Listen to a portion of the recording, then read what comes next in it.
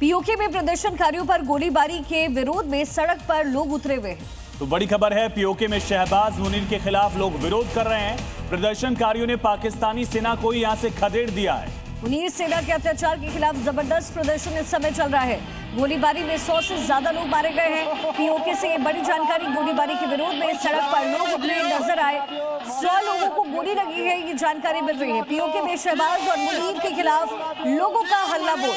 तो पाकिस्तान ऑक्युपाइड कश्मीर में बगावत बुलंद हो गई है और इस तरह से पाकिस्तानी फौज को खदेड़ा जा रहा है। तस्वीरें आप देखिए, इन 7 तस्वीरों के जरिए आप समझ सकते हैं पाकिस्तान ने जिस तरह से कश्मीर के हिस्से पर अवैध कब्जा किया हुआ है। अब आम कश्मीरी ही पाकिस्तानी सेना को यहां से दौड़ा दौड़ा कर भगा रहे हैं। पाकिस्तान में पुलिस की गाड़ियों का क्या हश्र हो रहा है, ये जरा देखिए।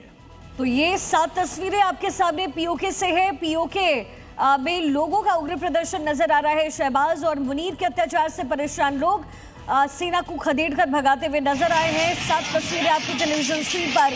भारी गोलीबारी हुई है जिसमें 100 लोगों के मरने की जानकारी भी मिल रही है। तो एक तरफ पाकिस्तान ऑक्युपाइड कश्मीर में मुनीर गलत तरीके से चुनाव करा रहा था। बंदूक की नोक पर लोगों का दमन किया जा रहा था, उनके अधिकार छीन कर। और ये तस्वीर आप देखिए, सड़क पर आग लगा दी गई है। सड़कों पर कश्मीरियों ने मोर्चा संभाल लिया है।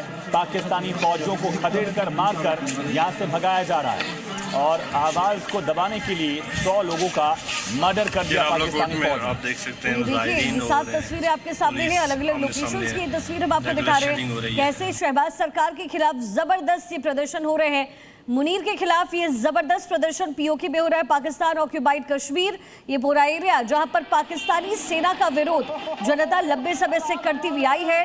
पाक सेना का विरोध यहां पर जबरदस्त तरीके से चल रहा है। पाक सेना को खदेड़ती हुई ये भीड़ नजर आई, यहाँ की आवाम नजर आई है। तो 2 तस्वीरों के जरिए आप समझ सकते हैं, एक तरफ लगातार विरोध की आवाज तेज हो रही थी, लोग सड़क पर उतरकर नारे लगा रहे थे, नारेबाजी करते हुए पाकिस्तानी सेना को वापस खदेड़ रहे थे। अब पाकिस्तानी सेना को भगाने का भी विजुअल हमारे सामने है। गिलगित बाल्टिस्तान में चुनाव को लेकर पाकिस्तान दमनकारी नीति अपना रहा था।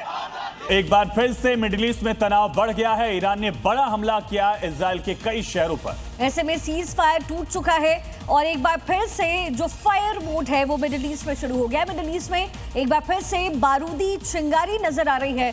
ईरान ने इजराइल पर हमले की शुरुआत की और उसके बाद इजराइल ने भी ईरान की जमीन पर बम बरसाए। तेहरान में धमाके शुरू कर दिए। जिसका डर था वही हुआ। मिडिल ईस्ट एक बार फिर बारूद की चिंगारी से दहल उठा। ईरान ने इजराइल पर हमले की शुरुआत की, जिसके बाद इजराइल ने भी ईरान की जमीन पर बम बरसाए और तेहरान में धमाके शुरू कर दिए। अप्रैल में युद्ध विराम के बाद पहली बार ईरान ने सीधे इजराइल पर हमला किया। इजराइल के हाफा और नाजरेत को टारगेट कर मिसाइलें दागी। हालांकि आईडीएफ का दावा है कि ज्यादातर मिसाइलों को इंटरसेप्ट कर लिया गया। ईरान के हमले के बाद इजराइल के कई शहरों में सायरन बजने लगे। लोगों को बंकर और सुरक्षित जगहों पर जाने के निर्देश दिए गए।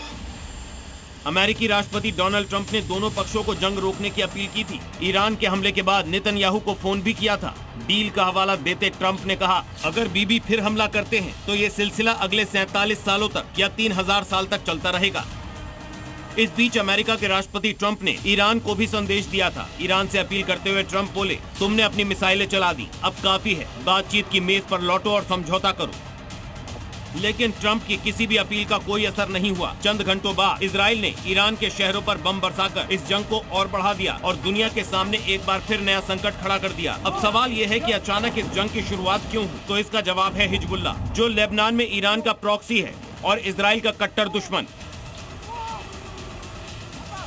इजराइल ने पहले बेरूत में ताबड़तोड़ हमले की, हिजबुल्लाह की गोलीबारी का जवाब दिया, जिसके बाद ईरान भड़क गया और इजराइल को जवाब देने की धमकी दी। ईरान ने दो टूक कहा कि अगर बेरूत में हमले जारी रहे तो दुश्मन को कुचल देंगे। इजराइल नहीं माना तो IRGC ने हमले शुरू कर दिए। दोबारा शुरू हुई ईरान और इजराइल की इस जंग को रुकवाने की पूरी कोशिश की जा रही है, क्योंकि दुनिया 39 दिन की जंग का हश्र देख चुकी है। लेकिन ईरान अपनी मिसाइलों से इजराइल के शहरों को दहला रहा है। तो उधर इजराइल ने भी तेहरान में हमले शुरू कर इस जंग को और खतरनाक बना दिया है, यानी मिडिल ईस्ट फिर से जल रहा है। ब्यूरो रिपोर्ट, जी मीडिया।